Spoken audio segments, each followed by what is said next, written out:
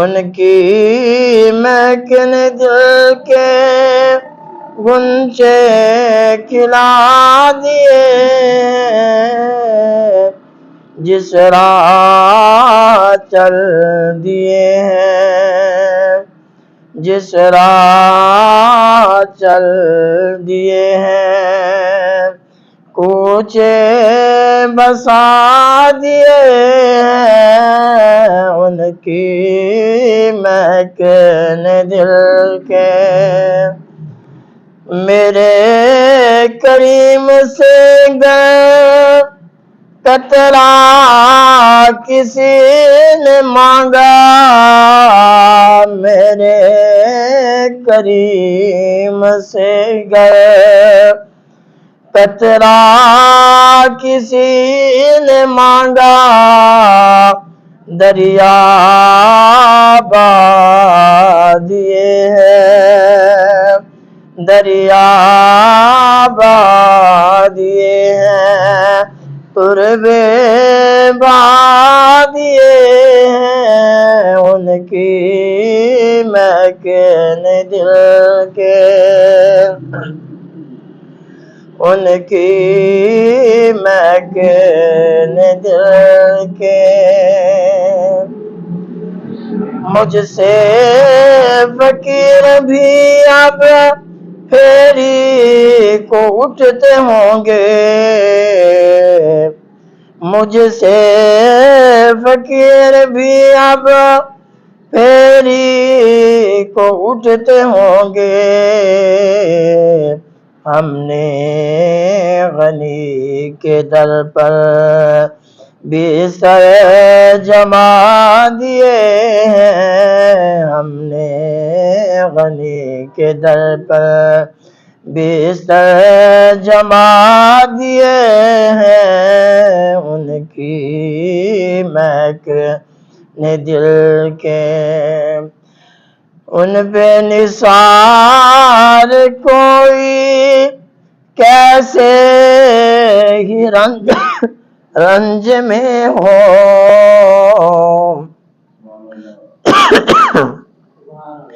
ان کے نثار کوئی کیسے ہی رنج میں ہو، جب یاد آ گئے ہیں، جب یاد آ گئے ہیں، سب غم بلا دیے ہیں، ان کی مہک نے دل کے بلغ العلا بکمالہ کشف الدجی بجمالہ حسنت جمیع خصالہ صلو علیہ وآلہ۔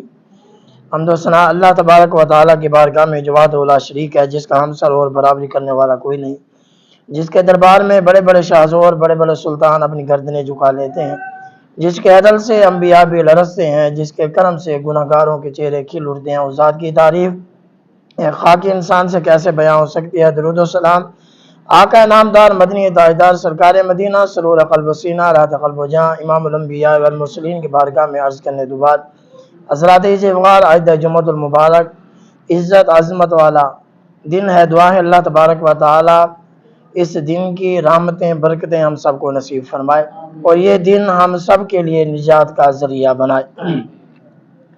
آج الحمدللہ العزیز اللہ تبارک و تعالی نے اپنی پاک کلام کے اندر ارشاد فرمایا، جس کا مفہوم ہے، فرمایا تم نے انصاف کرنا ہے، کسی قوم کو دیکھ کر اپنا فیصلہ نہیں بدلنا۔ یہ سورۃ المائدہ ہے، آیت نمبر 96 ہے۔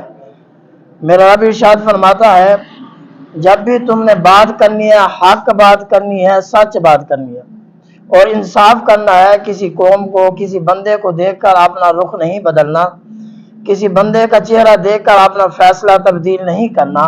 فرمایا جب تم یہ کام کرو گے اللہ تبارک و تعالی تمہارے اوپر کرم نوازی فرمائے گا۔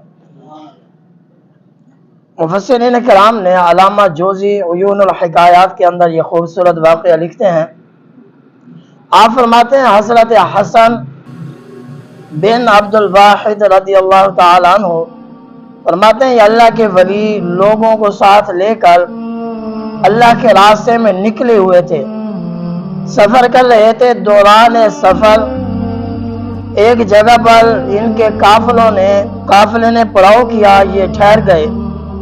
جب ٹھہرے تو لوگوں کو پیاس لگی ہوئی تھی، انہوں نے کہا ہم جاتے ہیں، قریب ایک کنواں نظر آیا، اس کنویں سے پانی بھر کے ہم پی لیتے ہیں۔ جب وہاں پہنچے تو بڑا عجیب منظر دیکھا۔ کنویں کے اندر جب پانی لینے کے لیے گئے تو دیکھا ایک کرہانے کی آواز آ رہی تھی، ایسے محسوس ہو رہا تھا کوئی بندہ رو رہا ہے۔ پھر بندہ باہر آ گیا، پانی نہیں بھرا، ڈر گیا۔ پھر دوسرا بندہ کنویں کے اندر داخل ہوا، اس نے بڑا ہی عجیب منظر دیکھا۔ وہ کیا دیکھتا ہے؟ ایک بندہ ہے تخت کے اوپر بیٹھا ہوا ہے اور وہ رو رہا ہے۔ میں نے قریب جا کر پوچھا رونے کی وجہ کیا ہے، تم کیوں رو رہے ہو؟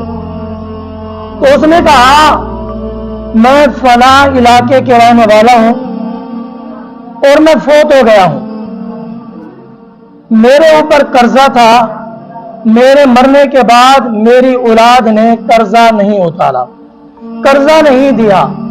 آج بھی بہت کچھ دیکھنے کو ملتا ہے، اعلان تو کر دیے جاتے ہیں، پر جب قرضہ دینے کی باری آتی ہے کوئی خوش نصیب ہوتے ہیں جو والدین کا قرضہ ادا کرتے ہیں، ورنہ کوئی وہ کہتے ہیں ہمیں نہیں پتا، ہمارے باپ نے لیا تھا، جاؤ مال لینا تو ان سے لو۔ یاد رکھنا زندہ بندے کی خیال رکھنا ضروری ہے، مرنے کے بعد بھی ان کا خیال رکھنا ضروری ہے۔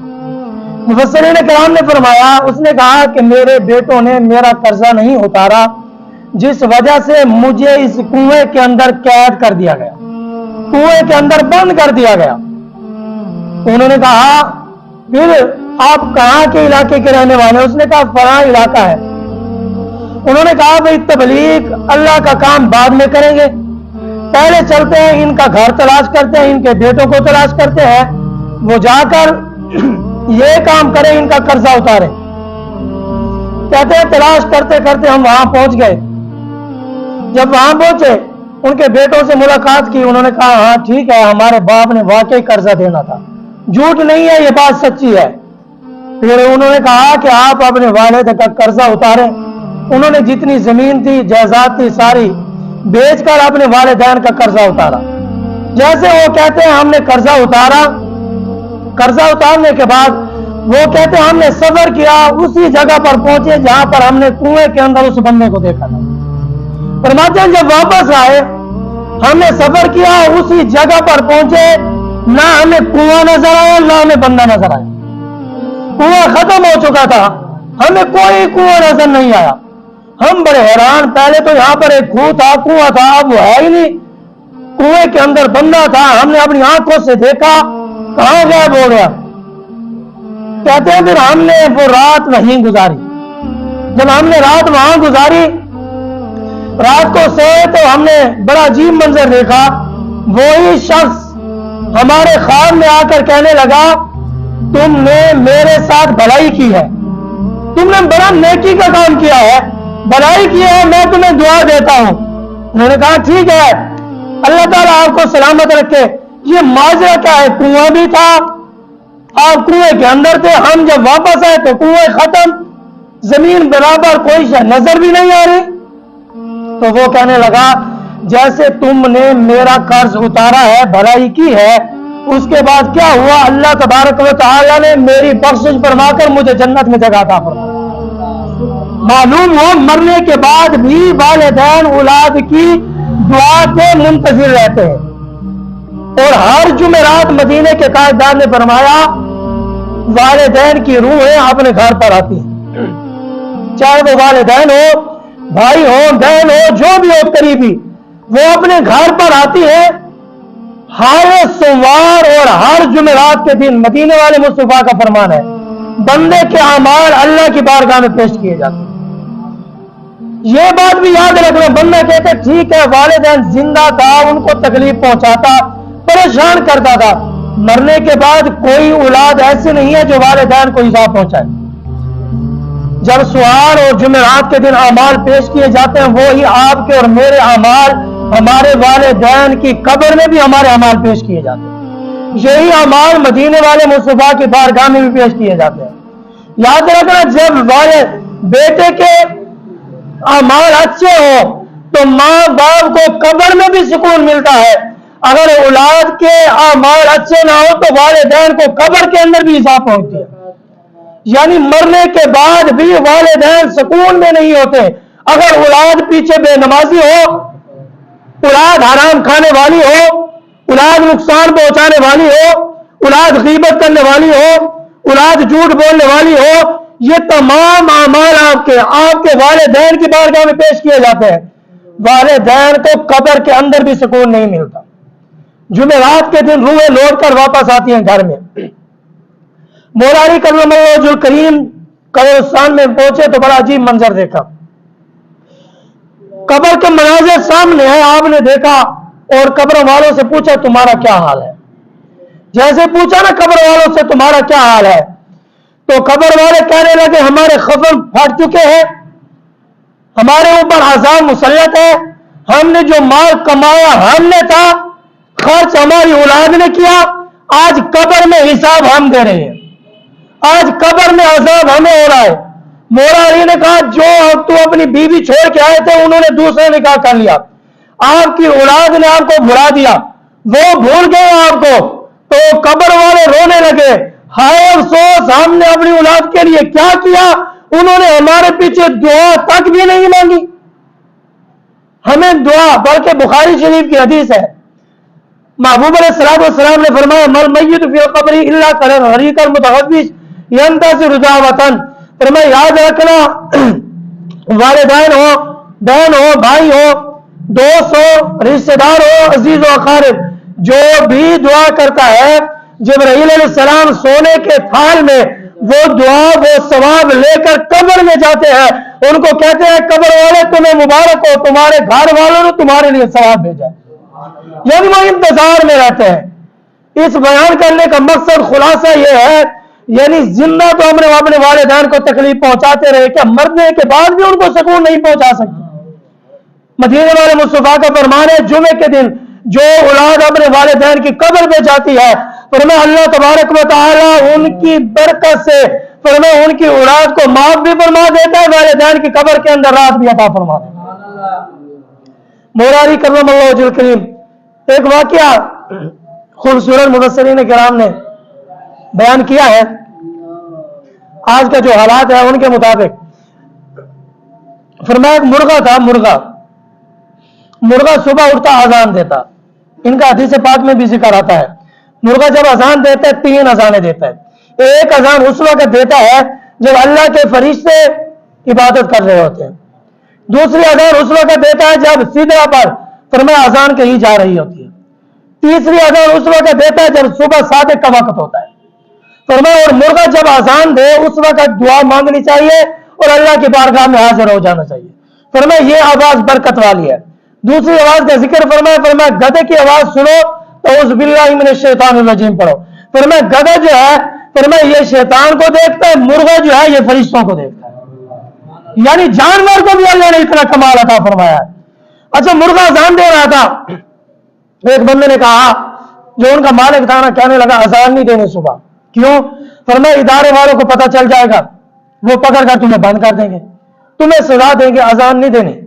اس نے کہا ٹھیک ہے، ان کی عادت تھی صبح اٹھتا مرغا پار سیدھے کرتا، گردن سیدھی کرتا، اس کے بعد اذان شروع کر دیتا۔ اس نے کہا نا اذان نہیں دینی، اذان دے گا تو پکڑا جائے گا۔ اس نے کہا ٹھیک ہے۔ دوسرے دن ہوا، اس نے اذان نہ دی، عادت جو تھی اس کی، اس نے پار سیدھے کیے، اس کے بعد گردن سیدھی کی۔ اس نے جیسے گردن سیدھی کی تو پھر اس مالک نے دیکھ لیا، اس نے کہا نہ میں ایسا نہیں کرنا، اداروں کو پتہ چل جائے گا، نقصان ہوگا، تجھے پکڑ کے لے جائیں گے۔ اس نے کہا ٹھیک ہے، میں صبح یہ بھی نہیں کروں گا۔ جب تیسرا دن آیا اس نے پار سیدھے کیا، اب گردن بھی سیدھی نہیں کی، اذان بھی نہیں دی۔ جب تیسرا دن آیا اس نے پار سیدھے کیا، پھر اس مالک نے کہا نہیں ایسا نہیں کرنا، پھر پتہ چل جائے گا، نقصان ہو جائے گا۔ اس نے کہا ٹھیک ہے۔ جب چوتھا دن آیا تو مرغا نہ اذان دی، نہ پار سیدھے کیے، نہ گردن سیدھی کی، خاموش ہو کر بیٹھا رہا، لیٹا رہا۔ جب چوتھا دن آیا مالک کہنے لگا تو بندہ بڑا اچھا ہے، کام بڑا اچھا کرتا ہے، میں ایسے کرتا ہوں تجھے نوکری دیتا ہوں۔ اس نے کہا ٹھیک ہے، کوئی مسئلہ ہی نہیں ہے، نوکری دے دینی چاہیے۔ اس نے کہا نوکری ہے صبح تو نے انڈا بھی دینا ہے۔ مرغے کو کہا صبح تو نے انڈا بھی دینا ہے۔ اس نے کہا اگر تو نے انڈا نہ دیا تو صبح تمہارے گردن پر چھری چلا دی جائے گی۔ مرغے نے کہا ہاں اچھا یہ بات ہے۔ اس نے کہا انڈا تو میں دے نہیں سکتا، جیسے آج ماشاءاللہ حکومت اتنی مہربان ہو گئی، اتنی مہربان ہو گئی۔ اس نے کہا مولویوں کی جو تنخواہ ہے نا ہم دیں گے، تھوڑا سا غور کرنا، یہ لمحہ فکریہ ہے۔ کیوں؟ اگر اتنی بھی مہربان تھی تو مسجد کے بل معاف کر دیتی، درست ہے نا بات؟ اگر اتنی بھی واقعی حقیقت میں یہ حکومت اگر مسجدوں پہ خیال آ گیا ان کو یہ صلہ رحمی کرنے چاہتے ہیں تو مسجد کا بل معاف کر دیتے۔ آج تک مسجد کے بل کے اندر ٹی وی کا بل بھی لے کے آتا رہا ہے۔ مسجد کے اندر کوئی ٹی وی تو نہیں چل رہی نا؟ ہمیں دیکھو یہ وہ قانون وہ نظام ہو رہا ہے، اس نظام کی بات اللہ نے سورۃ النساء آیت نمبر 36 پڑھ کے دیکھے، اللہ نے مرد کو حاکم بنایا۔ قرآن کی آیات ہے الرجال قوامون علی النساء، فرمایا جس وقت اللہ نے فرمایا مرد جو ہے حاکم ہے، عورت محکوم ہے۔ مدینے والے مصطفیٰ نے فرمایا جس وقت گھر کا نظام عورت کے ہاتھ میں آ جائے گا گھر تباہ ہو جائے گا۔ دوسری بات حضور نے کہا جب یہ نظام عورت کے ہاتھ میں آ جائے گا اس وقت یہ ملک تباہ ہو جائے گا۔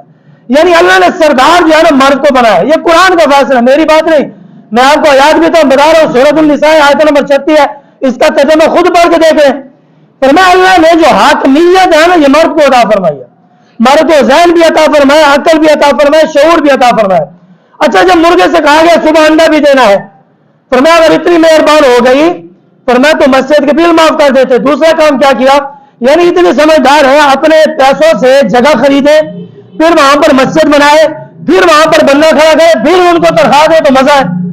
25 لاکھ کی مسجد جو ہے 25 لاکھ دینے پر قبضہ ہو جائے، ان کے انڈر میں چلی جائے، پھر ان کی مرضی وہ جس کو لائے ان کے پیچھے آپ نے اللہ اکبر کر کے کھڑے ہو جانا۔ یہ درج حقیقت ہے، یاد رکھنا مدینے والے مصطفیٰ کا فرمان ہے، فرمایا جو بندہ ظلم پر خاموش رہا، یہ محبوب علیہ الصلوۃ والسلام کا فرمان ہے، قیامت کا دن ہوگا جو بکری کو اللہ نے سینگ عطا فرمائے اور ایک بکری بغیر سینگوں والی ہے، حضور نے فرمایا سینگوں والی بکری نے بغیر سینگ والی بکری کو مارا، قیامت کے دن اللہ اس بکری کو زندہ کرے گا، جس کے پاس سینگ نہیں تھے انہیں سینگ عطا فرمائے گا، کہے گا اس نے تجھے مارا تھا۔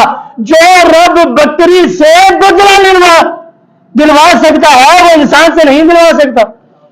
اور جو خاموش رہا، صحیح مسلم کی حدیث، بخاری کے اندر یہ حدیث موجود ہے، ذمہ داری سے بات کر رہا ہوں، فرمایا جو بندہ خاموش رہا، اللہ تبارک و تعالیٰ کے محبوب نے فرمایا جہاں پر اللہ ظالم کو سزا دے گا وہاں پر خاموش رہنے والے کو بھی سزا دے گا۔ اور ایک بہت خوبصورت، اچھا مرغے نے کہا اچھا انڈا بھی دینا، اس نے کہا انڈا نہ دیا تو صبح تمہاری گردن مت چھری۔ اس نے کہا کتنا اچھا ہوتا کاش وہ اذانیں دیتے ہوئے موت آ جاتی، کاش کہ انڈا دینے سے خاموش رہنے ہوتے، موت آنی ہے۔ یاد رکھ لیں موت کا وقت بھی لکھا ہوا ہے، جگہ بھی لکھی ہوئی ہے، جہاں لکھی ہے وہیں آنی ہے، کسی کا باپ نہیں بدل سکتا۔ جو وقت ہے جو جگہ ہے وہاں موت آئے گی، کوئی بچانے والا نہیں ہے، جو ٹائم ہے مقرر وقت پہ آئے گی۔ اور یاد رکھنا یہ فرمایا بندہ جب کسی کے نام لگ کر موت آتی ہے نا وہ مزہ بھی کچھ اور ہوتا ہے۔ فرمایا مرغے نے کہا اس سے اچھا تھا کہ اذان دیتے ہوئے موت آ جاتی، اچھا ہی تھا، خاموش رہنے سے تو بہتر تھا۔ اچھا یہ جو میں نے مسلم کی حدیث پڑھی ہے نا، مدینے والے مصطفیٰ نے فرمایا بنی اسرائیل کا خرس بندہ تھا جس نے ساری زندگی گناہ نہیں کیے، عبادت کی، اللہ کو راضی کیا، پوری زندگی گناہ بھی نہیں کیا۔ آپ کا اور میرا آپ جج بن کے فیصلہ کریں، جو بندہ گناہ نہ کرے ان کو سزا تو نہیں دینی چاہیے کیونکہ وہ گناہ گار بھی نہیں ہے، ان پر تو عذاب نہیں آنا چاہیے۔ اللہ تبارک و تعالیٰ نے جبرائیل کو حکم دیا جبرائیل جاؤ فلاں علاقے کے اندر ان بستی کے اوپر عذاب دو۔